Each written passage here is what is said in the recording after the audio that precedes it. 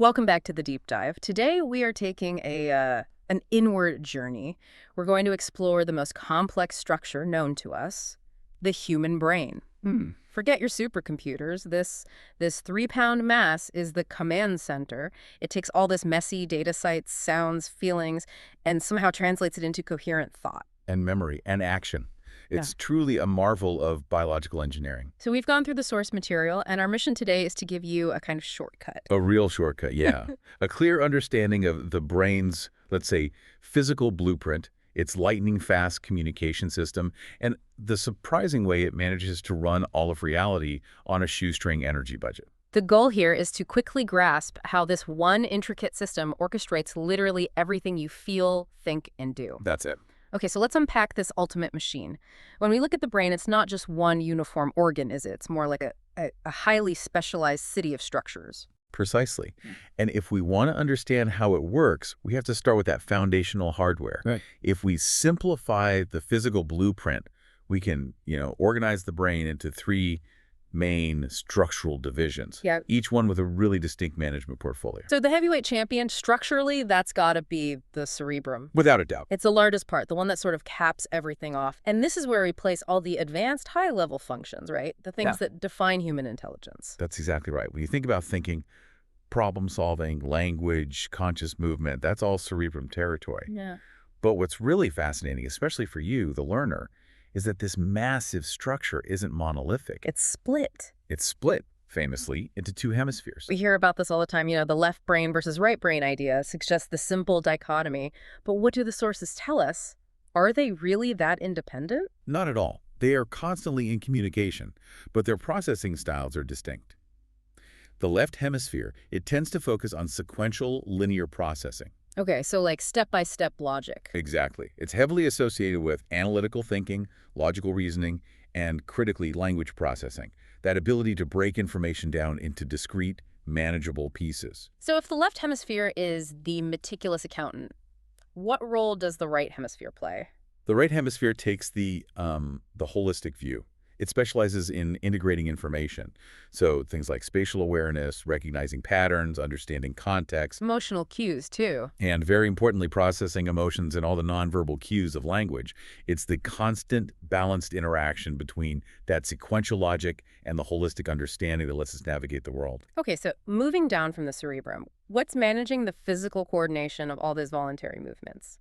If I decide to pick up this coffee cup, the cerebrum starts the command, but something else has to ensure the action is smooth. That job falls to the cerebellum. It sits tucked right beneath the cerebrum. Like at the back of the head. Yeah. Think of it as the ultimate quality control manager for motor function. Its primary role is coordination, maintaining balance, and ensuring posture. So without the cerebellum, reaching for that cup would be, what, jerky and clumsy? Jerky, imprecise, and poorly executed. Absolutely. It's interesting that it doesn't initiate the movement, it just refines it. Does that role extend to learned movements as well? Like muscle memory from playing an instrument? It absolutely does. While the initial learning involves the cerebrum, the cerebellum handles the fine-tuning. It stores those practice motor sequences. So that's what makes skilled actions feel automatic over time. Yes. It frees up the cerebrum for other, more complex tasks. And finally, we get to the core of life itself, the brainstem. This one sits right at the intersection of mind and body, It's indispensable. It is a true life support system. handling all the functions we never consciously think about. All of them. The essential automatic physiological processes. We're talking about heartbeat, respiration, breathing, blood pressure, your sleep and wake cycles. It's the anchor. It is the fundamental anchor of survival. I mean, if you lose high-level thought, you are changed. But if you lose brainstem function, basic life just ceases to be sustained. So we have the hardware, the executive thinker, the cerebrum, the movement optimizer, the cerebellum, and the life support, the brainstem. All right. The next obvious question is, how does this hardware communicate? Right. We need to talk about the operating system, this network of specialized cells, the neurons. And this is where the engineering really dazzles us. The brain contains an almost unimaginable number of these specialized cells, and they communicate via a rapid 2-stage system. Electrical and then chemical. Electrical transmission followed by chemical signaling, exactly. Can you walk us through the anatomy of that signal transfer? If we look at just one neuron What parts are for receiving and what parts are for sending? Certainly. So the central part is the cell body. That's where the decision to fire is made. Signals are received by the dendrites, those little branching structures that look like tree roots. Okay, so dendrites listen. They listen. And if enough incoming signals accumulate, the cell fires an electrical impulse down the axon. And the axon is the transmission cable. I remember reading it's often wrapped in a fatty layer which acts like insulation to speed up the signal. Precisely. And the key to the entire network is that the signals aren't running on, continuous electrical wiring. There's a gap. A physical gap. A tiny physical gap. Yeah. When the electrical signal reaches the end of the axon, it confronts this gap, Yeah. separating it from the next neuron's dendrite. That gap is the synapse. And that jump, that translation from an electrical signal to a chemical message that's managed by neurotransmitters. That's the chemical bridge. The electrical impulse triggers the release of these specialized chemical messengers, the neurotransmitters, into that synaptic gap. They rapidly diffuse across and bind to receptors on the receiving neuron. And that action converts the chemical message back into an electrical signal, moving the information forward. It's just stunning to realize that this tiny chemical handoff, which happens millions of times every second, is the bottleneck, yet it's incredibly fast. It has to be. That's what allows us to process information and react instantly. What's fascinating here is that the speed of this entire process, the electrical travel, the chemical release, the binding, that is the fundamental mechanism of thought. It's the very definition of rapid information processing. Speaking of information processing, that brings us logically to memory and learning. If signals are constantly firing across synapses, how does the brain actually hold on to information? How do we go from a fleeting electrical impulse to a lasting memory? This is where we get into neuroplasticity. The buzzword. It is, but for good reason. Neuroplasticity is perhaps the most incredible feature of the brain. It's this ability to reorganize itself by forming new neural connections throughout life. But crucially, learning isn't just uploading data. It involves physical, measurable changes to the strength of those synaptic connections we just described. So if I learn a new language, I'm not just accumulating vocabulary. I am literally strengthening specific pathways in my brain, like carving a path in the woods. Exactly. The more you use it, the clearer it gets. When you learn something new, the connections related to that knowledge or skill are repeatedly activated.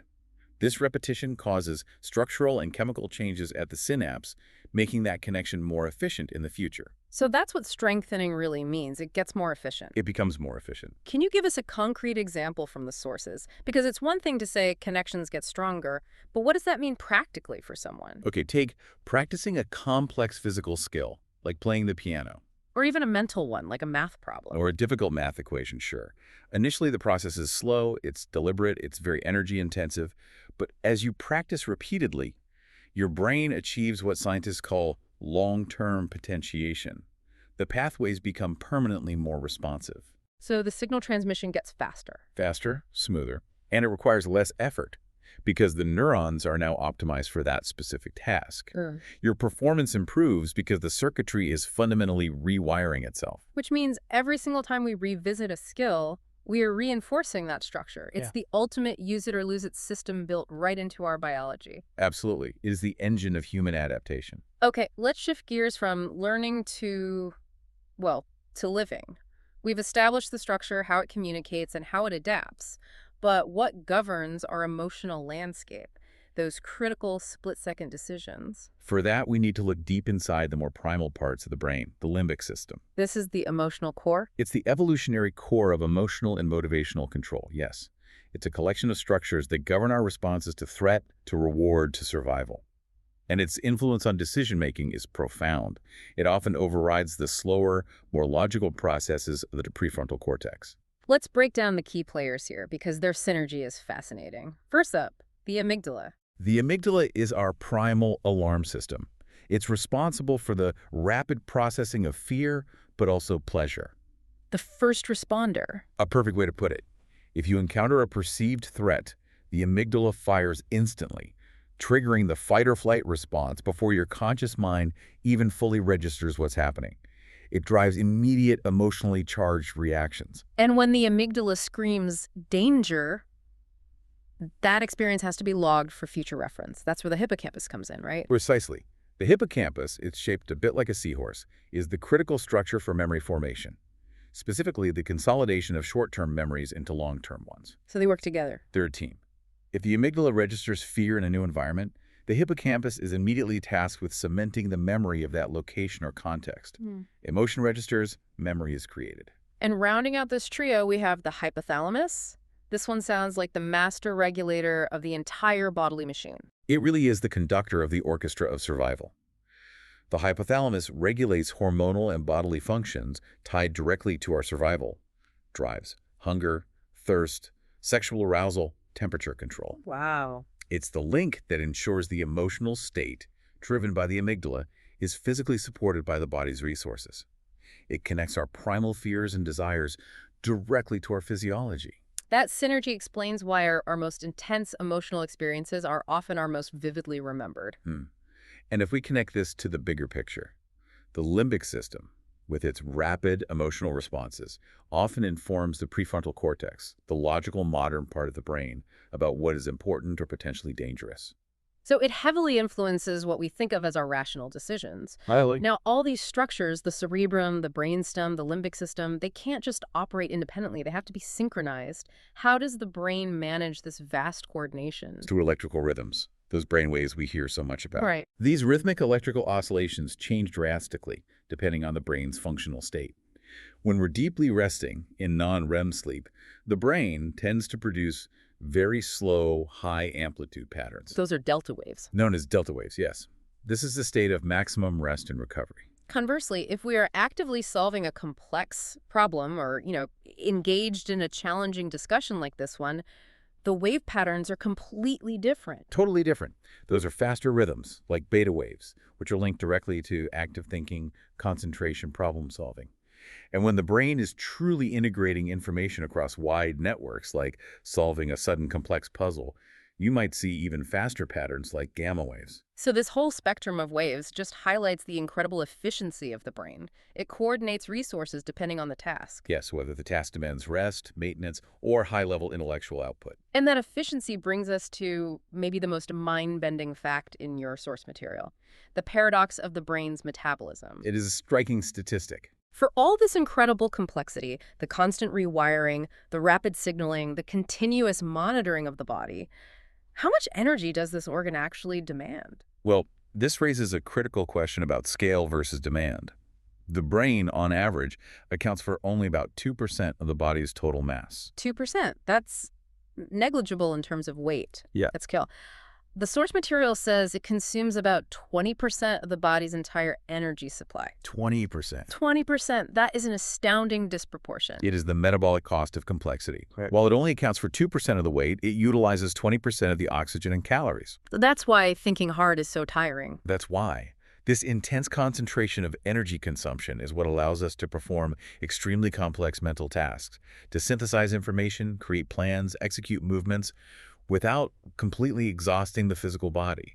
It's the most powerful, densely packed engine we possess. And connecting that 20% drain back to what we were saying about the limbic system and decision-making, this huge metabolic cost is exactly why making hundreds of complex decisions in a row leads to cognitive fatigue. You're literally draining your fuel tank. That's the key takeaway. Yeah. The brain isn't static. It's a dynamically adaptive energy hog. We've covered its physical geography. Cerebrum, cerebellum, brainstem. Its rapid-fire communication system. Neurons and synapses. And its ability to constantly improve through neuroplasticity. The ultimate summary for you, the learner, is that the human brain is a masterclass in dynamic, interconnected systems.